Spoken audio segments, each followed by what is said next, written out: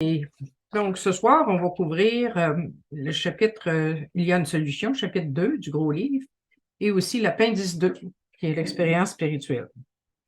Mais avant ça, juste un petit rappel, vous devez laisser vos micros fermés durant la réunion, sauf si vous voulez parler ou si vous voulez lire. Vous pouvez, c'est ça, si vous avez des questions ou des commentaires, vous pouvez utiliser la fonction lever la main de Zoom.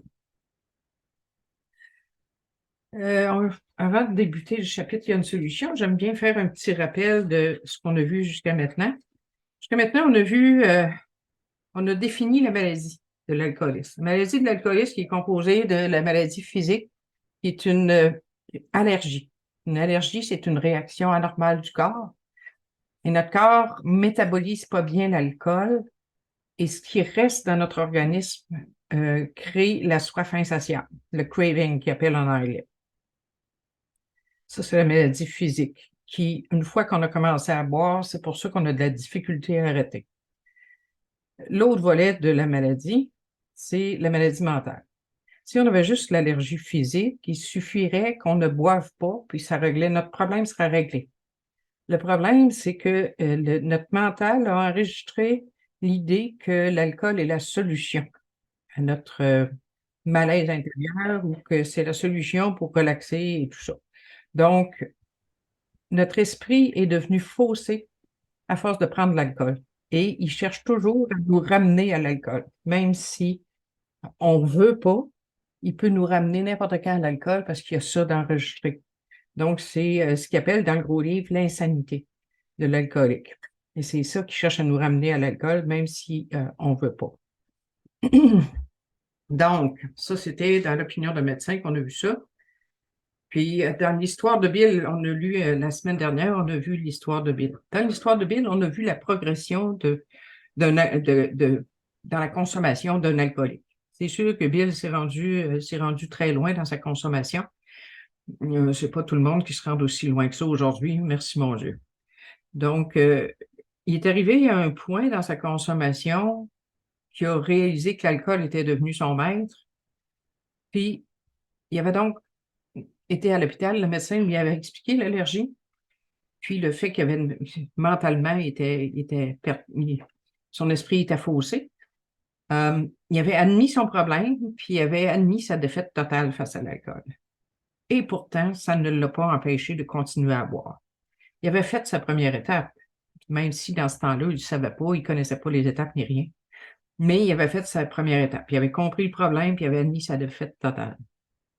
Mais il n'y avait pas la solution. Donc, il retournait boire, même s'il connaissait son problème. Donc, c'est le fait de savoir c'est quoi ton problème, le fait de faire ta première étape, ne te garantit pas que tu vas rester abstinent. La première étape te dit juste que tu es un alcoolique, puis que tu vas reboire encore si tu restes à la première étape. La première étape te promet que tu vas boire, sauf si tu prends la solution des étapes suivantes. Donc, on en avait parlé la semaine dernière, quelqu'un qui dit fais ta première, quelqu'un qui a fait une rechute, quand il dit tu n'as pas fait ta première étape, peut-être qu'il n'a pas fait sa première étape, mais il n'a surtout pas choisi la solution des alcooliques anonymes, qui est une solution spirituelle, comme on va le voir ce soir. Donc, je reviens à l'histoire de Bill. À page 10 du gros livre, il débute son histoire de rétablissement quand son ami Abby vient le voir. Puis, quand il est retourné à l'hôpital, il a fait ses étapes très rapidement pour en arriver à rester abstinent. Et c'est ce qui lui est arrivé. Il est resté abstinent jusqu'à la fin de ses jours. Il a arrêté de boire en décembre 1934, puis il est décédé en 1971 sans avoir rebu. Donc, c'est ça. On a vu que le mode de vie donne des résultats dans les moments difficiles aussi. Maintenant, on est rendu au chapitre Il y a une solution à la page 20. Alors, on va commencer à lire. Daniel, c'est toi qui vas nous starter ça. D'accord. Le premier paragraphe. On lit un paragraphe à la fois habituellement. S'il y a des choses spéciales, je vais les lire. D'accord? Parfait. OK. Bonsoir tout le monde, je suis Danielle et je suis une alcoolique. Chapitre 2, il y a une solution. Chez les AA, il y a des milliers d'hommes et de femmes qui ont connu un jour le même désespoir que Bill. Presque tous se sont rétablis. ils ont trouvé une solution à leur problème d'alcool. OK. Donc ici, il nous parle un peu de la fraternité, qu'il y a des milliers d'hommes et de femmes qui ont connu le même désespoir que Bill. Ils nous disent qu'on peut se rétablir de l'alcoolisme. Ils nous disent pas qu'on va être guéri de l'alcoolisme. On va être rétabli quand l'alcool sera plus un problème dans notre esprit. Quand notre puissance supérieure va nous avoir rendu la raison. Puis on a trouvé une solution, et la solution, ce sont les étapes, le mode de vie. Tu veux-tu lire le paragraphe suivant, s'il te plaît? Nous sommes des Américains moyens. Toutes les régions de ce pays et plusieurs métiers et professions sont représentés, de même que plusieurs milieux, dont les milieux politiques, économiques, sociaux et religieux. Nous sommes des gens qui normalement ne nous fréquenterions pas. Cependant, il règne parmi nous un esprit d'appartenance, une amitié et une compréhension merveilleuse, difficiles à décrire. Nous sommes comme les passagers d'un paquebot immédiatement après avoir été sauvés d'un naufrage, alors que de la 3e classe à la table du capitaine, il règne un esprit de camaraderie, de joie et de démocratie. Contrairement aux émotions des rescapés du navire, notre joie d'avoir évité la catastrophe ne s'éteint toutefois pas après que chacun a repris sa route. Le sentiment d'avoir traversé la même épreuve est un des éléments du lien puissant qui nous unit. Mais à lui seul, ce sentiment ne nous aurait pas rapprochés les uns des autres comme nous le sommes maintenant. Ici, il nous parle de la fraternité des alcooliques anonymes. Puis ça décrit bien, je trouve, tu sais, quand il compare ça aux passagers d'un paquebot après un naufrage, là, c'est que on a un problème commun qui nous unit. Mais on va voir dans le paragraphe suivant, si c'était juste le problème commun, ça suffira pas pour faire la fraternité des alcooliques anonymes. Parce que quand tu vas dans un bar, tu vas souvent retrouver des gens avec le même problème. Mais ça fait pas une grosse fraternité d'un bar. Mais nous, dans l'alcoolique anonyme, on a une solution commune. Et c'est ce qu'on nous parle au paragraphe suivant. Si tu veux lire, s'il te plaît. Ce qu'il y a d'extraordinaire pour chacun de nous, c'est que nous avons découvert une solution commune. Nous avons une façon de nous en sortir sur laquelle nous sommes absolument d'accord et qui nous unit dans une action amicale et harmonieuse. C'est là la grande nouvelle que ce livre annonce à ceux qui souffrent d'alcoolisme. Donc, la solution commune, c'est la solution spirituelle, c'est le mode de vie, c'est les 12 étapes. Tout ça, c'est des synonymes, dans le fond. Donc, on a une façon de s'en sortir. Tout le monde est d'accord sur la façon de s'en sortir. Si tu es d'en haut et que tu n'es pas d'accord sur la façon de s'en sortir, tu n'as pas compris le message ou tu veux pas. Mais pour ceux qui veulent vraiment s'en sortir, c'est la solution commune qui va t'aider, c'est le mode de vie. On peut lire le paragraphe suivant aussi. Une maladie de ce genre, nous en sommes venus à tenir l'alcoolisme pour une maladie, affecte notre entourage comme aucune autre maladie ne peut le faire. Un malade atteint du cancer attire la sympathie de tous, mais personne d'autre n'en est irrité ou blessé. Il n'en est pas ainsi de l'alcoolisme, car cette maladie entraîne l'anéantissement de tout ce qui compte dans la vie. Elle affecte tous ceux qui entretiennent des relations avec la personne atteinte. Source de mésentente et de ressentiments féroces, l'alcoolisme est cause d'insécurité financière, dégoûte employeurs et amis, compromet le bonheur d'enfants innocents, de conjoints et de parents, sème la tristesse dans les familles. On pourrait allonger la liste. Mhm. Donc ça, ce sont ce que le dernier bout, là, ce sont les conséquences d'un alcoolisme actif chez une personne. Ça va vraiment entraîner ces conséquences-là.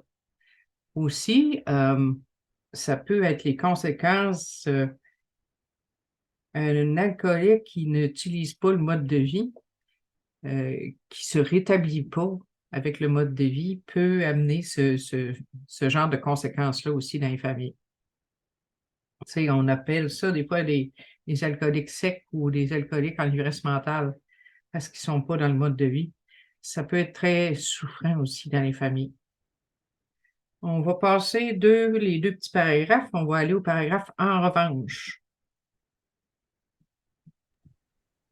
En revanche, l'ex-buveur qui a trouvé notre solution et qui connaît bien les faits en ce qui le concerne peut généralement gagner l'entière confiance d'un autre alcoolique en quelques heures. Tant qu'il n'y a pas de cette compréhension mutuelle, rien ou presque rien ne peut être accompli. Donc, l'ex-buveur qui a trouvé notre solution, donc qui a trouvé le mode de vie et qui l'a utilisé. Pas juste le connaître. Tu sais, des fois, on entend les 12 étapes lire à chaque réunion. Ça ne veut pas dire que tu les as utilisées, tu les as mis en pratique. Mais si tu les as mis en pratique, puis tu connais bien les faits en ce qui le concerne, ça ici, ils veulent dire les faits sur la maladie de l'alcoolisme, l'allergie, puis l'insanité. Tu peux gagner la confiance d'un autre alcoolique en quelques heures. Donc, il nous parle ici de la 12e étape. Tu peux continuer? Le fait d'être abordé par une personne qui a déjà rencontré la même difficulté, d'entendre cette personne parler indéniablement de ce qu'elle connaît, de voir dans son comportement même qu'elle détient la vraie réponse, de constater qu'elle ne se pose pas en être moralement supérieure et qu'elle est mue par le désir sincère d'aider, le fait aussi qu'il n'y a aucun frais à payer, personne à flatter, aucune remontrance à subir. Voilà les conditions que nous avons trouvées les plus efficaces.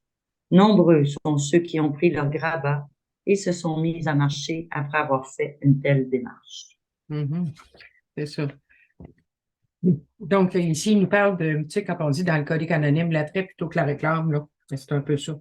C'est quand tu vois que l'autre personne s'est vraiment rétablie, puis qu'elle va bien, et ça devient un attrait pour toi. Puis moi, en tout cas, c'est ça, j'ai eu envie d'avoir ce que ma marraine avait, tu sais. Je voyais qu'elle était en forme spirituellement, puis qu'elle était mentalement plus saine que moi, beaucoup, quand je suis arrivée. Donc, ça a été l'attrait qui m'a permis d'arrêter de boire, puis de lui demander de l'aide.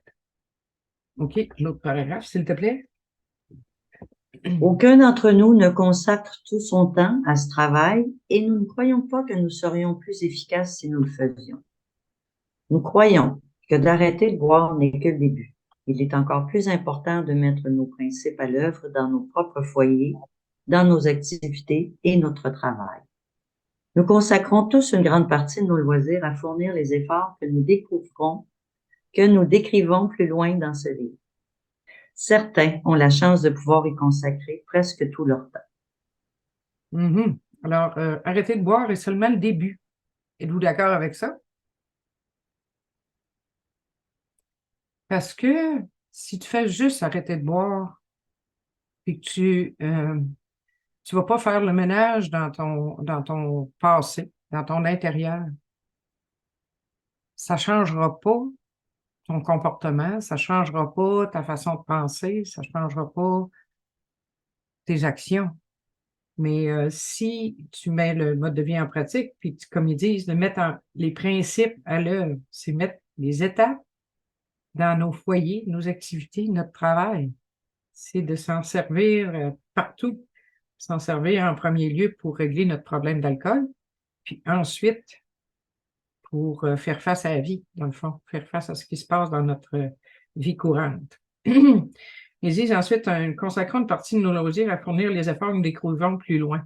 Ici, ils parlent des efforts de 12e étape, surtout dans le chapitre au secours des autres, qui est le chapitre 7. Mais ils disent pas quelques-uns d'entre nous consacrons une partie de nos loisirs. Ils disent nous consacrons tous une partie de nos loisirs à fournir ces efforts-là. Donc, par exemple, quand tu vas faire un meeting, tu vas-tu faire un meeting juste pour toi ou si tu vas faire un meeting pour essayer d'aider quelqu'un? Tu sais?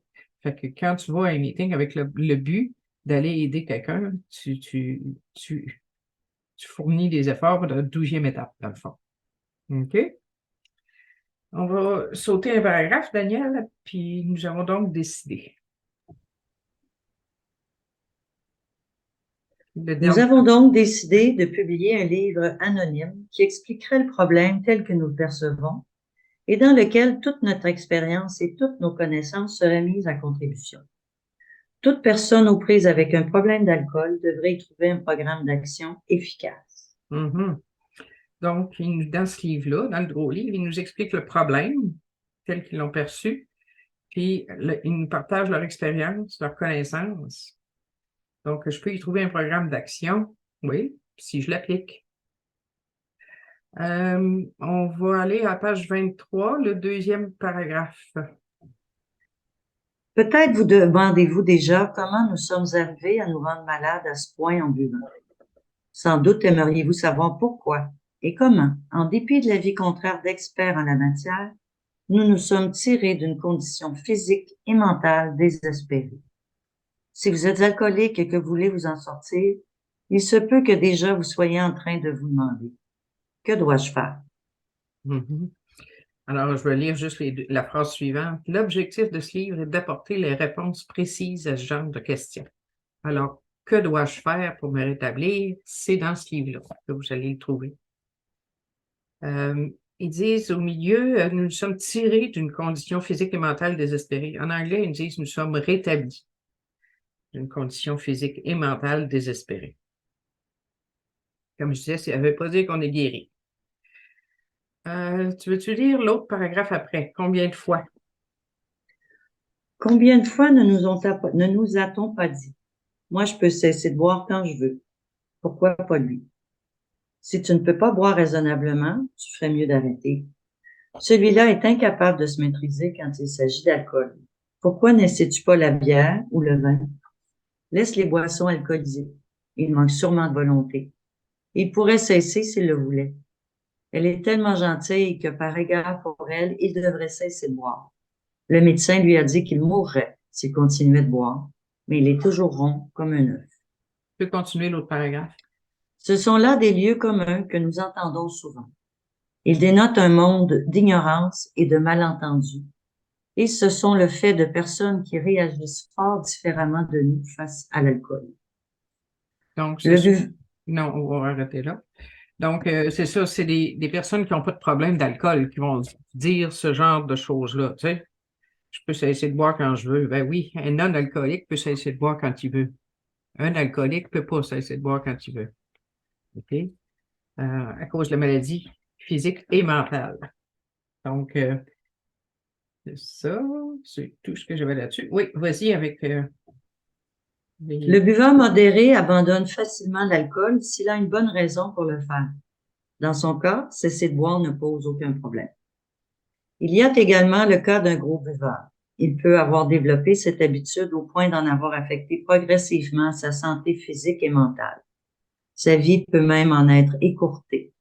Cependant, s'il est motivé par une raison suffisamment sérieuse comme une santé défaillante, une nouvelle relation amoureuse, un changement d'environnement ou encore une sévère mise en garde de son médecin, ce buveur parviendra, sinon à couper l'alcool complètement, du moins à modérer sa consommation, même s'il trouve cela difficile ou contrariant. Il pourrait même avoir besoin d'une assistance médicale. OK. Alors, moi, j'ai un exemple. Mon fils est un gros buveur. Il m'avait demandé à un moment donné, il dit, penses-tu, maman, que je sois alcoolique? Parce que c'est sûr qu'il y a eu l'exemple de son père et sa mère sont alcooliques, fait qu'il peut avoir un petit peu plus de chance que la moyenne des gens. Puis j'ai dit, ben, explique-moi comment tu bois. Puis il m'a expliqué ça, puis j'ai dit, pense pas que pour le moment, tu as un problème d'alcool, mais tu sais que c'est possible. Alors, tu fais attention, puis tu te regardes aller. Fait que quelques années plus tard, sa blonde commençait à se plaindre du fait que quand il buvait, il débouchait une bouteille de vin, puis il finissait la bouteille de vin. Puis elle, ça l'achalait. Euh, puis il a décidé d'essayer 2 mois sans alcool, puis ça a bien été. Un peu plus tard, il a décidé de faire 1 an sans alcool. Fait qu'il a fait 1 an sans alcool. Puis à la fin de l'année, il dit, oh, je suis bien comme ça, je vais continuer. Fait que, tu sais, il n'y avait pas de problème d'alcool. Il était pas au stade alcoolique encore. Donc, il a pu arrêter avec une motivation suffisante. Il trouvait qu'il était plus en forme, puis ça allait mieux dans son couple aussi. Fait que ça a été sa motivation pour arrêter. Mais que dire du véritable alcoolique? Vas-y. Euh, ouais, Il vas-y. a d'abord pu être un buveur modéré. Il peut par la suite devenir ou non un gros buveur, mais il vient un temps où dès qu'il commence à boire, il ne peut plus s'arrêter. Son comportement vous rend perplexe, en particulier par son manque de contrôle. Il a des gestes absurdes, inexplicables et tragiques lorsqu'il boit. Il fait alors penser au Dr. Jekyll et Mr. Hyde. Il est rarement à moitié ivre. Il est plutôt en tout temps plus ou moins ivre à en perdre la raison. Quand il boit, son comportement n'est pas normal. C'est peut-être la personne la plus agréable au monde, mais une journée à boire le rendra souvent exécrable et même dangereusement antisocial. Il a le don de s'enivrer quand précisément il ne faudrait pas, particulièrement lorsqu'il doit prendre une décision importante ou tenir un engagement. Souvent, c'est un être parfaitement sensé et bien équilibré en tout, sauf en ce qui concerne l'alcool. Sur ce point, il est incroyablement égoïste et malhonnête. OK, on va arrêter là, Daniel. Donc, il dresse un peu le portrait d'un véritable alcoolique en donnant quelques explications sur les comportements d'un alcoolique. Alors, c'est correct, mais comment savoir si tu es alcoolique? Est-ce que tu es allergique à l'alcool? Quand tu commences à boire, est-ce que tu as de la difficulté à arrêter? Et quand tu es arrêté et que tu ne veux pas boire, est-ce qu'il t'arrive de recommencer pareil? Ce sont les deux principales questions à se poser pour savoir si tu es alcoolique. Donc, sur les comportements, je vais vous laisser le lire si vous ne l'avez pas déjà lu. On va aller à la page 26, le premier paragraphe, s'il te plaît. Pourquoi se conduit-il ainsi? Si des centaines d'expériences lui ont prouvé qu'un seul verre peut déclencher la débâcle avec toute la souffrance et l'humiliation qu'elle entraîne, pourquoi le prend-il? Pourquoi ne peut-il pas s'abstenir de boire? Qu'est-il advenu du bon sens et de la volonté qu'il montre parfois encore dans d'autres domaines? Peut-être n'y aura-t-il jamais de réponse définitive à ces questions. Les opinions sont grandement partagées quant aux facteurs qui expliquent pourquoi l'alcoolique réagit différemment des gens normaux. On ne peut encore expliquer pourquoi, passé un certain stade, il n'y a presque rien que l'on puisse faire pour lui. Cela demeure une énigme. Oui. Comme je vous disais, dans les premier ou deuxième atelier, deuxième, je pense, quand on parlait de l'alcoolisme, la maladie, dans l'opinion du médecin, maintenant, ils ont plus de réponses par rapport à ça, sur l'allergie, sur les modifications à notre métabolisme qui se passent qu'un alcoolique ingère de l'alcool. Donc, ils ont plus de réponses là-dessus. Puis aussi sur la maladie mentale. Ils se sont aperçus que le cerveau d'un alcoolique et le centre du plaisir a été activé tellement par la prise d'alcool qu'il est devenu, euh, il réagit automatiquement à la vue d'alcool, par exemple, sans que tu le saches, sans que tu en aies conscience. Et c'est ça qui peut te ramener à ton premier verre. Donc, ils comprennent mieux aujourd'hui pourquoi l'alcoolique boit. OK? Je pense que je vais passer, vu que ça fait une demi-heure quasiment que tu lis. Ouais, je peux te laisser lire encore un petit peu, puis après, on va passer à Doris. Continue. L'autre paragraphe, s'il te plaît. Nous savons que l'alcoolique s'abstient de boire, et cette abstinence peut durer des mois, voire des années, a un comportement semblable à celui d'un homme normal. Nous sommes aussi certains que s'il touche de nouveau à l'alcool, il se produit un phénomène physique et mental qu'il rend virtuellement incapable d'arrêter. Tous les alcooliques qui ont fait cette expérience ne pourront que la confirmer. Alors ici, là, si on lit bien ce paragraphe-là, on dit que l'alcoolique qui s'abstient de boire a un comportement semblable à celui d'un homme normal.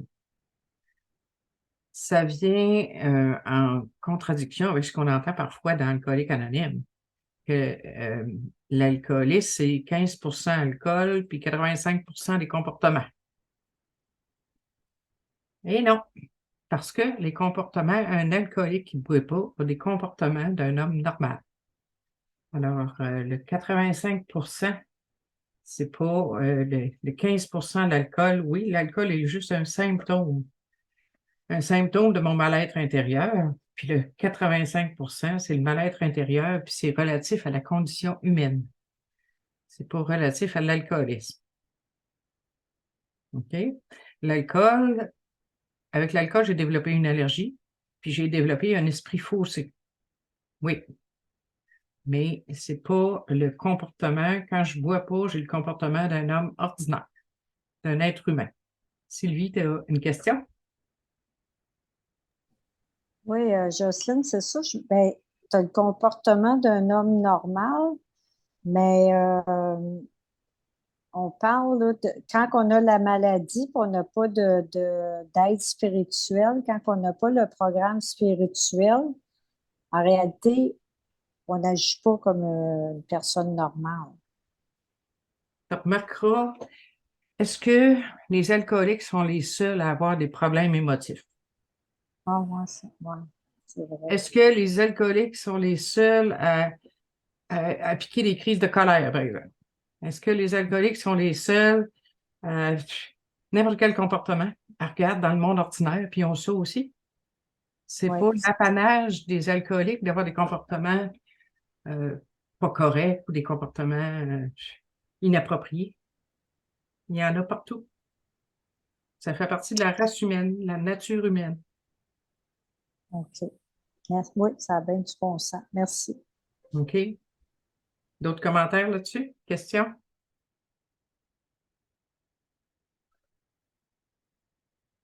OK. Vas-y pour l'autre. Oui. Les observations précédentes resteraient vaines et purement théoriques si notre homme ne prenait jamais ce premier verre qui déclenche le cycle infernal. Cela nous amène à croire que le problème est d'ordre psychique plutôt que physique. Si on lui demande pourquoi il a commencé à prendre cette dernière cuite, il est probable qu'il donnera toutes sortes d'excuses. Bien que certains arguments et justifications puissent être plausibles, aucun ne fait le poids devant les ravages d'une cuite. Les raisons évoquées par l'alcoolique s'apparentent à celles de l'homme qui se frapperait le crâne à coups de marteau pour ne pas sentir son mal de tête. Si vous faites observer un alcoolique l'absurdité de son raisonnement, ou il s'en moquera, ou il s'en irritera et refusera d'en parler. OK. Donc, ils disent ici que le premier verre déclenche le cycle infernal de la soif insatiable. Tu commences à boire, tu bois un verre, tu as plus soif, tu bois 2 verres, tu as encore plus soif, et ainsi de suite. La soif augmente, elle ne diminue pas en consommant de l'alcool pour un alcoolique. Mais ils disent, c'est pour ça que, pourquoi il reprend le premier verre? C'est l'ordre psychique, de l'esprit, du mental. Donc, c'est le problème qui nous ramène à l'alcool, c'est le problème, la maladie mentale, l'insanité de l'alcoolique qui revient au verre d'alcool, même s'il connaît les conséquences de sa consommation. Même s'il veut pas, même s'il n'a pas l'intention de boire, il reboit pareil. C'est ça l'insanité de l'alcoolique. OK? Il ne peut pas se rappeler suffisamment les conséquences. On dit, des fois, il dit, pense avant de boire. Oui, mais des fois, il est possible que tu n'aies même pas le temps d'y penser, que ça te ramène à l'alcool. Si tu n'es pas en bonne forme spirituelle, ton esprit faussé peut te ramener à l'alcool. Donc, c'est pour ça qu'on a besoin du mode de vie. C'est pour ça qu'on a besoin d'une puissance supérieure qui va nous rendre la raison. Elle va nous rendre la raison parce qu'elle va être notre défense contre le premier verre. OK? Là, je passerai la parole à Doris. Ça te tente-tu encore de lire? Merci, Daniel.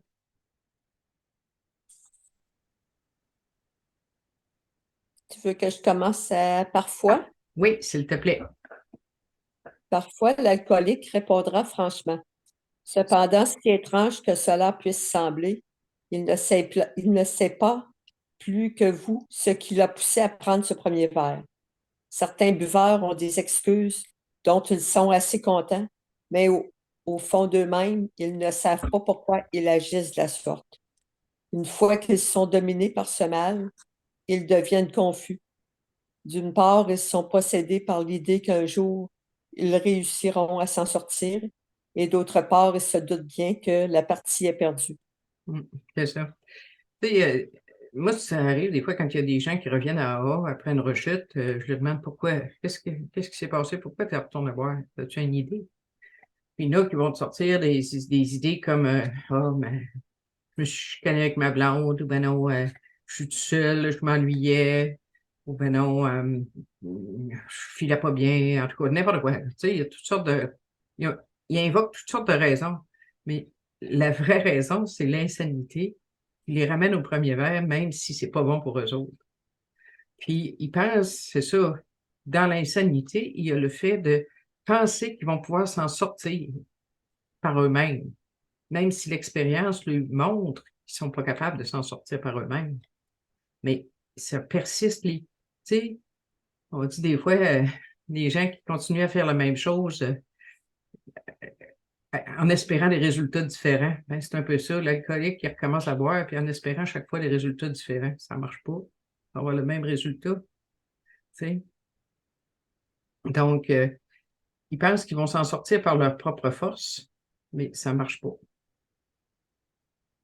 Ça fait que, on va continuer. Tu vas sauter un paragraphe, on va aller à la vérité tragique. La vérité tragique est que s'il s'agit d'un véritable alcoolique, ce jour peut ne jamais arriver. Le jour où Il il a va perdu. excuse, le jour où il va s'en sortir, tu veux le dire. Hein. Vas-y. Il a perdu tout contrôle.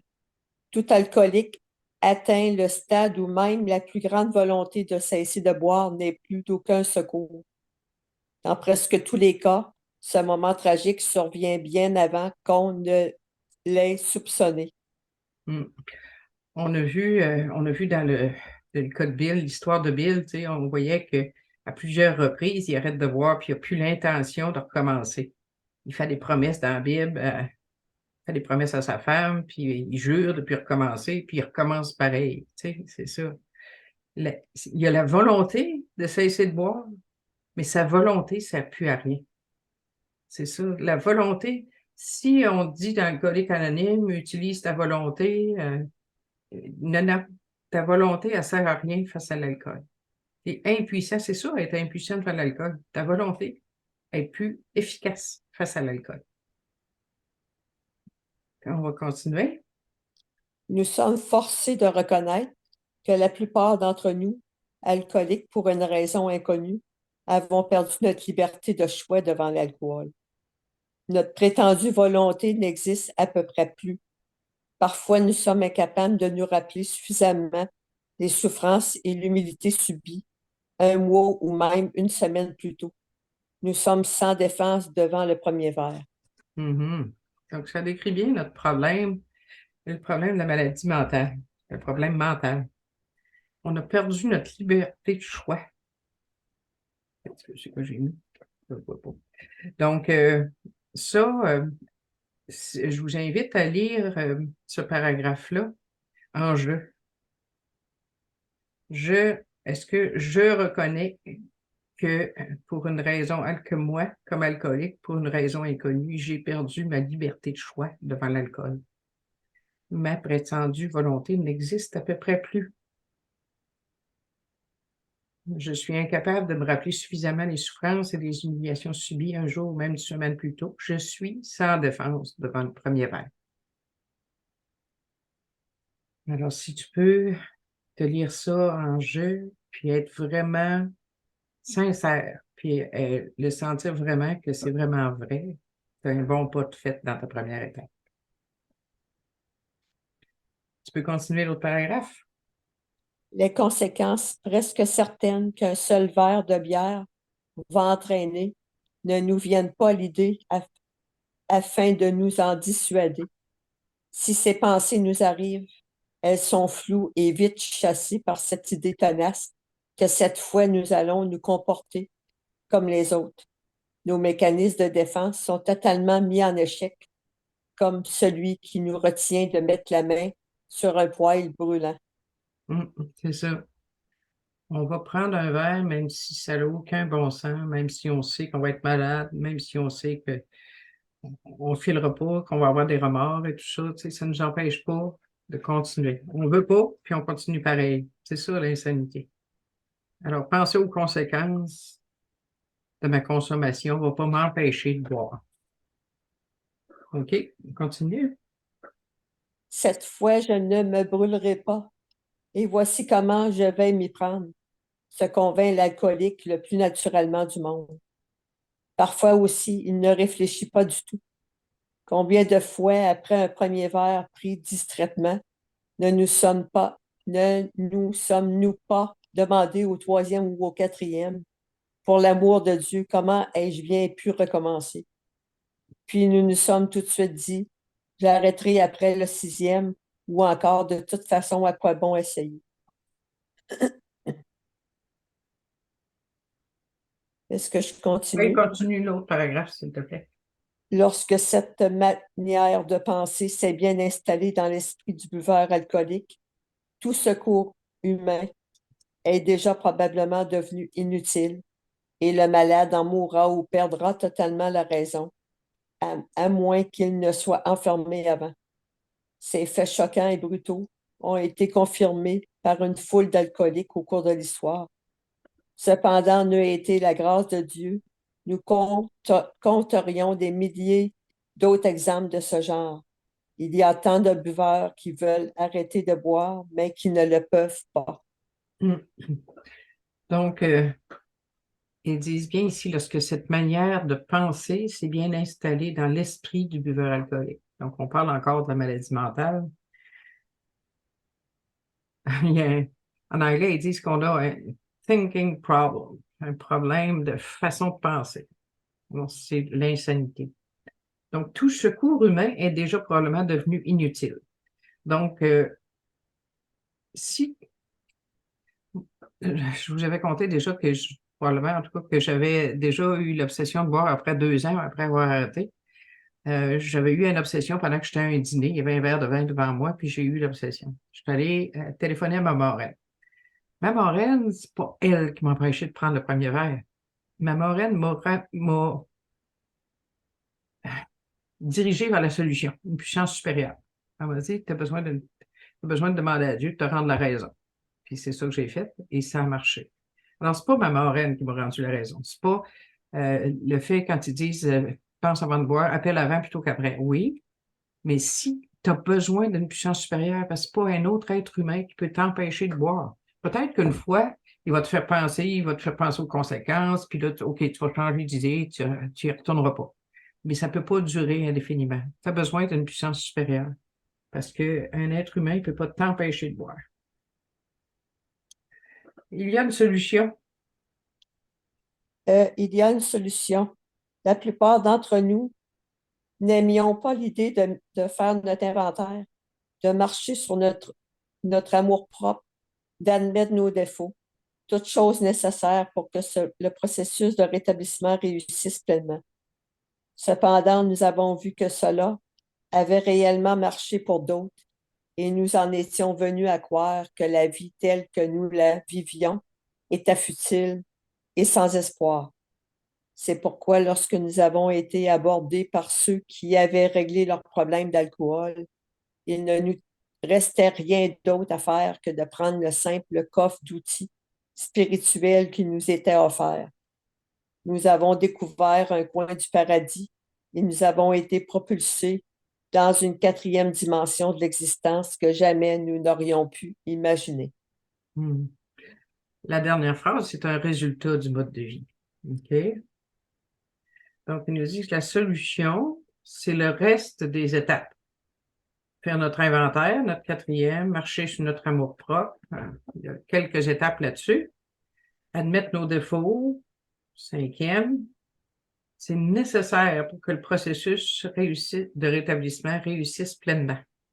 Donc, toutes les étapes sont nécessaires pour que le processus de rétablissement fonctionne. OK? Donc, le coffre d'outils, quand tu nous parles d'un coffre d'outils spirituels, c'est quoi les outils spirituels selon vous autres? Les étapes, Les meetings, fais-tu partie du coffre d'outils spirituels?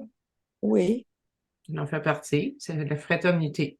Je vais trouver des gens avec qui partager. des gens qui comprennent, puis qui vont être là pour m'écouter, puis pour m'encourager, puis me diriger vers la solution spirituelle. Ça en fait partie. Mais c'est pas, si tu essaies les meetings tout seul, sans la solution spirituelle, ça ira pas bien. Je vais te dire, j'ai connu des membres qui n'ont pas travaillé beaucoup les étapes. Ils avaient fait leurs étapes 1, 2, 3, puis après ça, ils s'en allaient à la 11e étape, puis c'était tout. Ils ont pu rester abstinents, mais je les envie pas sur le niveau de bien-être intérieur. Tu comprends? Tu peux peut-être réussir à t'en sortir avec ça, à t'en sortir, à rester abstinent. Mais est-ce que tu veux être abstinent et malheureux ou si tu veux être abstinent et heureux? Si tu veux être heureux et en paix, le mode de vie est nécessaire. OK? As-tu des questions, des commentaires là-dessus? Oui, Daniel. J'ai une question, Jocelyne. De plus en plus, on entend parler des meetings athées. Les athées, oui. Comment, quand je lis ça là, de plus en profondeur, je me dis, mais c'est quoi? Comment ils font?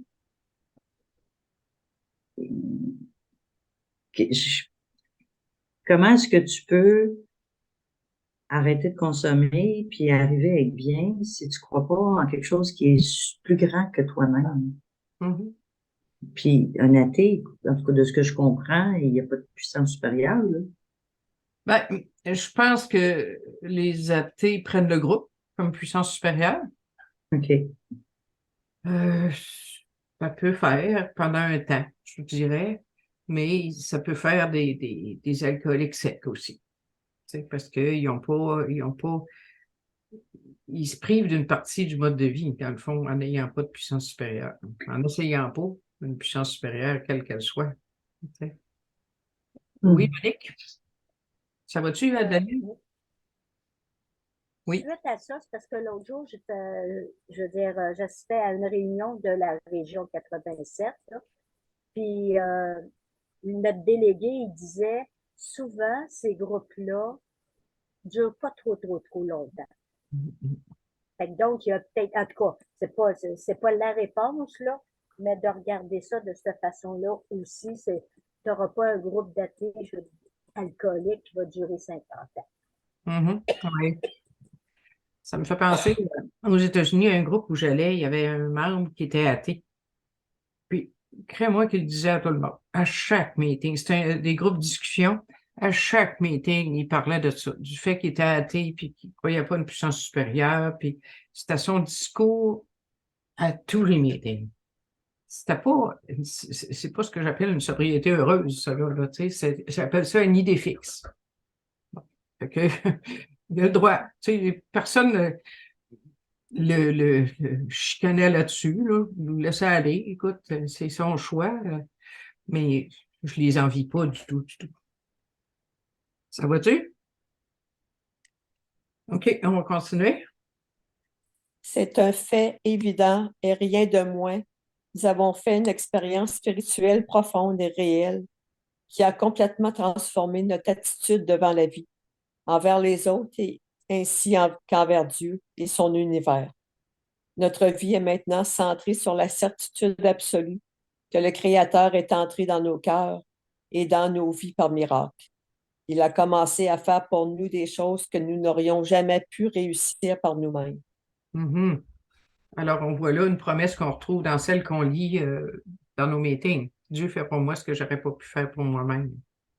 Fait que, il nous parle, c'est ça, qu'on a fait une expérience spirituelle ou un réveil spirituel réel, tu sais, qui a transformé, ça n'a pas transformé ils disent pas mon comportement, ça a transformé mon attitude. Comment ça marche dans la vie pour le changement? Si tu veux changer quelque chose, si tu veux changer un de tes comportements, comment tu vas faire? Moi, je te suggère fortement par commencer par changer ta façon de penser, changer ta façon de voir les choses. C'est ce qu'on fait dans le Code anonyme. On change la façon de voir notre problème. Après ça, on change la façon qu'on voit la vie. On fait notre inventaire, on change d'idée sur nos ressentiments profonds qu'on a eus. On se libère de la culpabilité, donc on change dans notre façon de penser.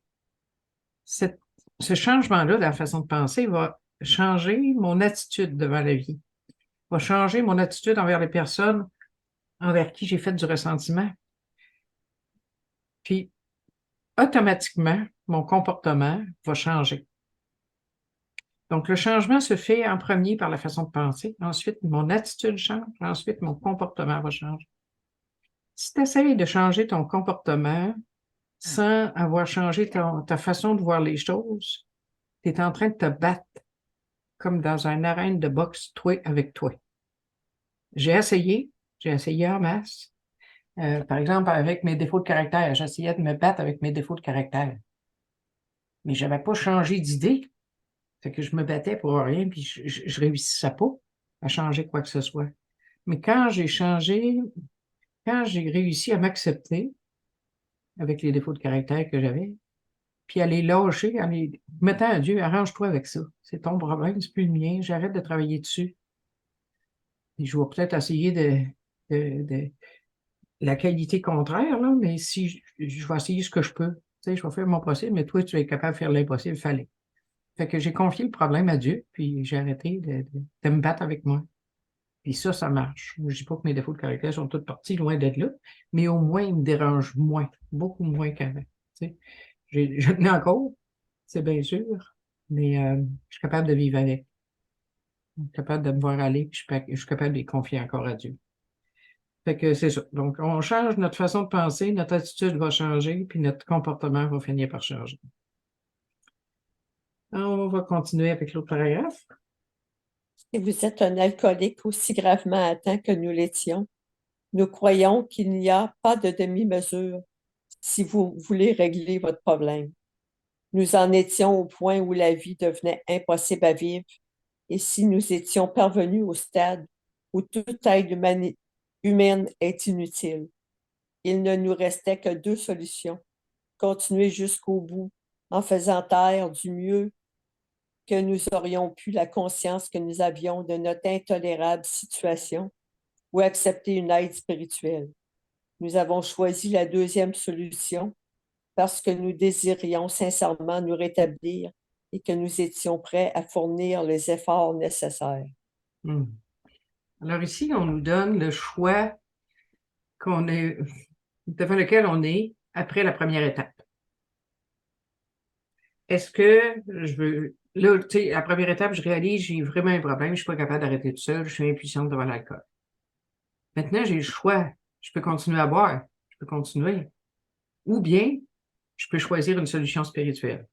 C'est le choix qui nous est donné. C'est le choix qu'on a. On n'a pas 56 solutions, là. Il y en a deux. Continuer à boire ou accepter de l'aide spirituelle. Et sur ce paragraphe-là, tu peux essayer de le lire en jeu aussi. Tu sais, je suis un alcoolique gravement atteint. Je crois qu'il n'y a pas de demi-mesure si je veux régler mon problème. J'en suis au point où la vie devient impossible à vivre et je suis parvenu au stade où toute aide humaine est inutile. Donc, j'ai le choix, continuer jusqu'au bout ou prendre une solution spirituelle. Est-ce que je choisis la deuxième solution? Alors, c'est votre choix de la deuxième étape. Alors, c'est ça. Donc, après ça, ils vont nous raconter les histoires. Là, ils vont nous raconter l'histoire de Roland. Roland, qui est un homme d'affaires américain, assez fortuné, qui était rendu alcoolique. Et il a décidé d'aller consulter les psychiatres en Europe. Et après avoir consulté ceux des États-Unis, il est allé en Europe, puis il a voulu rencontrer Freud. Puis Freud était trop occupé pour le rencontrer, alors il s'est tourné vers Carl Jung, et Jung l'a rencontré. Puis Jung l'a traité pendant un certain temps. Après son traitement, ils disent qu'il montrait une confiance comme une bonne confiance à la fin du traitement, il était en bonne forme physique et mentale, puis il avait acquis une bonne connaissance des mécanismes de son esprit et de ses moindres ressorts, et il pensait qu'il était impossible qu'il puisse rechuter. Néanmoins, ils disent à la page 30, peu de temps après, il était de nouveau ivre.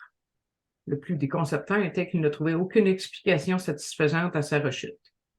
Donc, il est retourné voir le docteur Carl Jung, puis il a demandé au médecin de lui dire la vérité.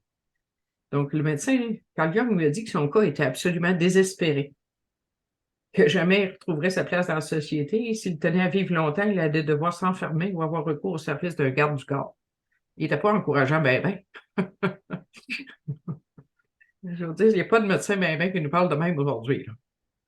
En tout cas, il a parlé de même. Ce qui est arrivé, c'est qu'il a demandé, on le dit pas là, dans cette histoire-là, mais le docteur Young lui a dit que son seul espoir, c'était de vivre une expérience spirituelle profonde. Et Roland a décidé d'essayer ça, puis il s'est joint au groupe Oxford, et c'est lui qui a transmis le message à Abby, qui a transmis le message à Bill. Donc, c'est pour ça. Il est devenu libre avec la solution spirituelle. Peux-tu lire le dernier paragraphe à la page 30 de risque certain parmi les alcooliques? Certains parmi les alcooliques qui lisent ce livre peuvent croire qu'ils sont capables de s'en sortir sans une aide spirituelle. Voici pour vous la suite de la conversation entre notre ami et son médecin. Vous avez l'état d'esprit d'un alcoolique chronique, lui a déclaré le médecin. À ma connaissance, aucune personne atteinte comme vous l'êtes ne s'est jamais rétablie. Notre ami a eu l'impression que les portes de l'enfer se refermaient brusquement sur lui. N'y a-t-il pas d'exception? Demanda-t-il au médecin. Oui, répliqua celui-ci, il y en a. Des exceptions à des cas comme le vôtre existent depuis les temps anciens. De temps à autre, des alcooliques ont parfois vécu ce qu'on appelle une expérience spirituelle vitale. Je considère ces événements comme des phénomènes. On pourrait les assimiler à de grands transferts et réaménagements d'ordre émotionnel. Les idées, les émotions et les attitudes qui dictaient jadis à ces hommes leur conduite sont soudainement mises de côté et ils deviennent dominés par un ensemble de conceptions et de principes entièrement nouveaux. J'ai tenté de provoquer ce genre de réaménagement émotionnel en vous. Mes méthodes ont réussi avec beaucoup de personnes, mais n'ont jamais donné de résultats dans un cas comme le vôtre. C'est ça. Donc, le médecin Carl Jung reconnaît qu'il n'est pas capable de traiter un alcoolique chronique. Il n'est pas capable de lui rendre la santé mentale. OK? Donc, si Carl Jung n'a pas été capable, je n'en connais pas beaucoup qui seraient capables. Donc, il lui dit qu'il a besoin d'une expérience spirituelle vitale. Puis, dans le paragraphe suivant, Roland dit, ah ben moi, il est croyant, puis il a une pratique spirituelle, il est membre fidèle de l'Église. Mais le médecin lui dit que c'est pas suffisant pour donner lieu à l'expérience spirituelle vitale nécessaire. Donc, ça y prend plus que ça. Et plus ça y prend, ça prend ce qu'on trouve dans Alcooliques Anonymes. Tu sais, ça prend une reconnaissance du problème, que j'ai un problème que je suis absolument incapable de régler par moi-même. Donc, ça dégonfle l'ego, pas pire, ça. Fait qu'une fois que l'ego est dégonflé, que tu cherches une solution spirituelle avec l'énergie du désespoir, ben, tu vas trouver, tu sais. Combien de fois j'avais entendu dans Alcooliques Anonymes des gens parler qui avaient crié à Dieu, aide-moi, je suis plus capable. Aide-moi, je suis plus capable. Ben, c'est ça. T'admets ton impuissance, t'admets que tu n'es pas capable, puis tu te tournes vers une puissance supérieure à toi-même, puis c'est cette puissance supérieure-là qui va te rendre la raison. Dans la deuxième étape, ça dit, nous en sommes venus à croire qu'une puissance supérieure pouvait nous rendre la raison. Et c'est vraiment ça qui va se produire avec la puissance supérieure. Donc, ils disent au dernier paragraphe, nous avons à notre tour cherché la même issue avec l'énergie désespérée de celui qui se noie. Alors, c'est ça. C'est la motivation, c'est la motivation du bas fond. Tu sais, quand tu atteins un bas fond, c'est comme si tu sautes dans une piscine, dans le profond, là, du côté profond de la piscine, puis que tu atteins le fond de la piscine avec tes pieds. Tu vas te donner un élan en poussant avec tes pieds pour remonter.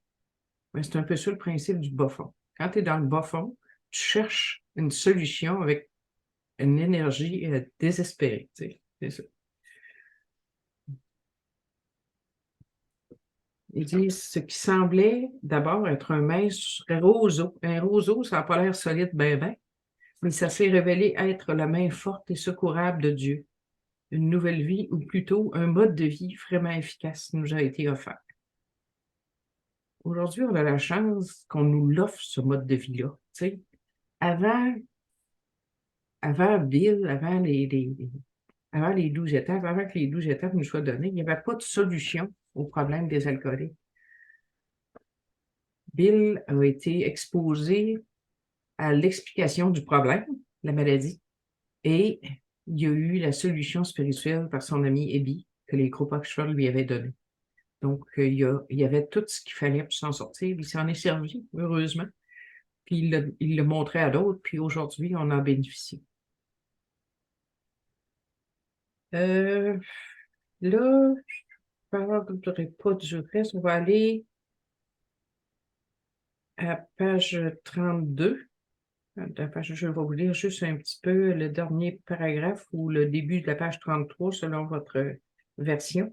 Ils disent, plus loin dans le livre, nous expliquons très clairement comment nous nous sommes rétablis. Alors, ils vont nous décrire comment ils se sont rétablis dans les histoires personnelles. OK? Donc, ils nous garantissent qu'on va se rétablir si on travaille ce mode de vie-là. Ça va-tu, ce chapitre-là? Y a-t-il des questions avant qu'on passe à l'autre, l'appendice? Appendice 2.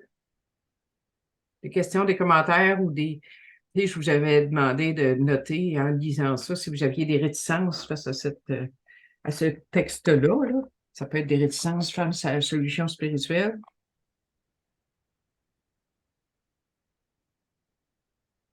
OK. S'il n'y a pas de questions ni de commentaires, on va aller à la page 633 pour l'expérience spirituelle. Es-tu bonne pour nous lire ça, Doris, s'il te plaît? Oui. Les expressions expérience spirituelle et réveil spirituel sont souvent utilisées dans ce livre, lequel, si on le lit attentivement, nous révèle que le changement de personnalité qui suffit à entraîner le rétablissement de l'alcoolique s'est manifesté de diverses façons chez nos membres. Il est vrai, par contre, que la première édition avait donné à nombre de lecteurs l'impression que ces changements de personnalité ou ces expériences religieuses devaient être des bouleversements soudains et spectaculaires. Heureusement pour tous, cette impression est fausse. OK. Donc, ils nous disent que le changement de personnalité, le docteur Silcout lui parlait d'un changement psychique, c'est la même chose. Changement de personnalité, changement psychique, changement au niveau de la façon de penser. Ça veut tout dire la même chose. Vous remarquerez dans ce texte-là que le mot principal, c'est changement. Changement de la façon de penser, changement, éveil spirituel, c'est un changement, c'est un bouleversement. Donc,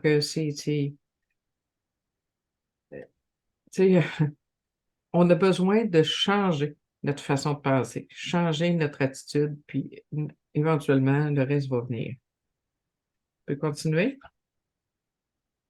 Un certain nombre de changements révolutionnaires subis sont décrits dans les premiers chapitres. Bien que nous n'ayons pas eu l'intention de donner cette impression, un grand nombre d'alcooliques ont quand même conclu que pour arriver à se rétablir, ils devaient accéder immédiatement et hors de tout doute à une conscience de la présence de Dieu, aussitôt suivi par un changement profond dans leurs émotions et leur vision de la vie. C'est ça. Cet appendice-là n'était pas là dans la première édition du gros livre. Il est apparu, si je ne me trompe pas, en 1955. Parce que, justement, les membres croyaient que pour avoir un réveil spirituel, il fallait qu'il y ait un changement spectaculaire, alors que c'est pas le cas. Des fois, ça vient lentement. OK? Continue. Parmi les milliers de membres de notre association en croissance rapide, les transformations de ce genre, bien que fréquentes, sont loin d'être la règle.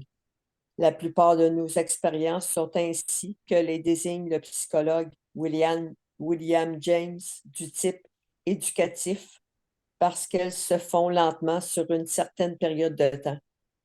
Très souvent, les amis du nouveau membre s'aperçoivent bien avant celui-ci du changement qui s'est produit. Ils constatent finalement qu'il a subi un profond changement face à sa réaction à la vie et qu'il aurait difficilement pu y arriver uniquement par ses propres moyens. Même plusieurs années de discipline personnelle peuvent rarement entraîner l'évolution constatée après quelques mois. À quelques exceptions près, nos membres s'aperçoivent qu'ils ont découvert des ressources intérieures insoupçonnées qui deviennent pour chacun d'eux leur conception d'une puissance supérieure. Mhm. Donc ici, il parle de transformation. Ça ressemble à changement, ça, hein? La plupart de nos expériences sont du type éducatif, qu'elles se font lentement sur une certaine période de temps. Un peu comme vous faites ce soir ou comme vous faites depuis qu'on a commencé à assister à ces rencontres-là. C'est, dans le fond, vous êtes en train de vous éduquer, d'obtenir davantage d'informations un peu sur ce que c'est, sur ce que dit ce livre-là, sur ce que ça veut dire en réalité. OK? Donc, c'est ça, c'est le type éducatif. Ça vient avec le temps. Il dit il constate finalement qu'il a subi un profond changement face à sa réaction à la vie parce qu'il a changé sa façon de penser et son attitude. Donc, on ne peut pas y arriver par nos propres moyens. Nos propres moyens. On entend des fois dans l'Alcoolique Anonyme dire ah, je travaille sur moi. Je travaille sur moi. Ça, c'est qui travaille sur moi? Hum? C'est je? C'est-tu l'ego? L'ego qui travaille sur l'ego? Ça donne pas de très bons résultats. Dans le sens que tu peux faire un petit bout là-dessus, là, mais tu pourras pas avoir un changement psychique important avec ça. Tu as besoin d'une puissance supérieure pour avoir ce changement-là. Tu veux-tu continuer? La plupart d'entre nous croyons que cette conscience de la présence d'une puissance supérieure à nous-mêmes constitue l'essence même de l'expérience spirituelle. Les plus religieux d'entre nos membres parlent de conscience de la présence de Dieu. Nous désirons insister sur le fait que tout alcoolique peut se rétablir s'il est capable de faire face honnêtement à ses problèmes à la lumière de notre expérience, pourvu qu'il ne ferme pas son esprit au concept d'ordre spirituel. Il ne peut pas réussir en adoptant une attitude d'intolérance ou de rejet agressif. À notre avis, l'aspect spirituel de notre programme ne devrait poser de difficultés à personne. La bonne volonté, l'honnêteté et l'ouverture d'esprit sont les éléments nécessaires pour leur établissement. Ils sont même indispensables. Mhm. Donc, la conscience de la présence d'une puissance supérieure constitue l'essence même de l'expérience spirituelle. Donc, c'est cette conscience-là. Quand on fait, dans nos étapes, on nous demande de faire notre ménage, notre inventaire personnel, puis il nous demande de confier nos défauts puis nos déficiences à Dieu, puis il nous demande de faire des amendes honorables. Ça permet de nettoyer notre intérieur pour permettre d'avoir davantage ce contact conscient-là avec Dieu. Quand tu as l'esprit perturbé, quand tu es rempli de culpabilité, puis de remords, puis de ressentiment, tu n'as pas conscience bien de la présence d'une puissance supérieure en dedans de toi. Quand tu as fait le ménage de ça, après ça, c'est comme si tu as libéré le canal pour être capable de te connecter avec ta puissance supérieure. C'est ça l'objectif, dans le fond. Puis il nous donne des conditions pour le rétablissement. Les 3 conditions super importantes, c'est la bonne volonté, l'honnêteté, puis l'ouverture d'esprit. Donc, c'est cela. Alors, ça termine cet appendice-là. On peut peut-être lire le dernier paragraphe, Doris? Il existe un principe qui empêche toute acquisition de connaissances, qui démolit tous les arguments et qui ne peut manquer de garder un homme dans l'ignorance perpétuelle. Ce principe consiste à éprouver du mépris avant d'étudier une question. Et il nous parle ici des gens qui ont l'esprit fermé à tout changement, toute idée nouvelle. Donc, l'éveil spirituel est obtenu par les 12 étapes. C'est ça la conclusion de ces deux lectures-là de ce soir. On va en parler plus loin un peu de la deuxième étape aussi, là. La semaine prochaine, on va être sur le chapitre un petit peu, autres données sur l'alcoolisme. Alors, je vous suggère, votre devoir pour cette semaine, ça serait de lire ce chapitre-là, autres données sur l'alcoolisme. Puis notez vos questions si vous en avez, ou vos commentaires, vos réticences. J'ai la petite pensée de la semaine. Une petite, d'en haut, on nous dit parfois, tu peux prendre ce que tu veux comme. C'était plus, aujourd'hui, je l'entends moins, mais dans le temps, quand je suis arrivée, on nous le disait ça des fois. Tu peux prendre ce que tu veux comme puissance supérieure. Parce que c'est une puissance supérieure telle que tu la conçois. Donc, c'est pas nécessairement le Dieu que tu as appris quand tu étais enfant ou le Dieu que l'Église, n'importe quelle Église enseigne. Ça peut être. Il nous disait, tu peux prendre n'importe quoi. Il nous donnait comme exemple un autobus. Un gars qui avait pris un autobus comme puissance supérieure. Qu'est-ce que vous pensez de ça? Êtes-vous d'accord avec ça? Ceux qui sont d'accord avec ça peuvent prendre un autobus comme puissance supérieure. La question à se poser, est-ce que ta puissance supérieure peut te rendre la raison? Si c'est un autobus, je ne pense pas qu'elle va pouvoir te rendre la raison.